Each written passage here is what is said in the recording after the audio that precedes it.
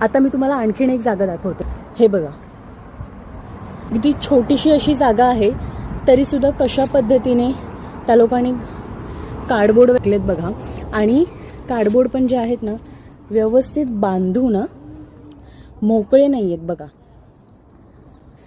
म्हणजे जर कार्डबोर्ड वगैरे फेकायचे असतील किंवा पेपरचा कचरा जर तुम्हाला टाकायचा असेल, तो व्यवस्थित टाय करून त्या जागी तुम्हाला आणून ठेवणं गरजेचं आहे.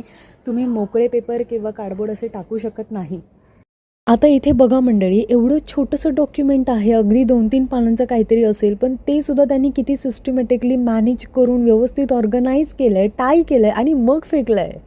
आणि मग हे फेकलेले कार्डबोर्ड, न्यूजपेपर किंवा मॅगझिन्स असतील ना, ते हे रिसायकल केले जातात लोकल गव्हर्नमेंटकडनं आणि बनवले जातात टॉयलेट पेपर्स किंवा रोजच्या आयुष्यात लागणारे पेपर प्रोडक्ट्स बनवले जातात. आणि जपान हा पेपर रिसायकलिंगमध्ये जगामध्ये टॉपला आहे. व्हिडिओ आवडला असेल तर नक्की लाईक करा. भेटूया पुढच्या व्हिडिओमध्ये लवकरच.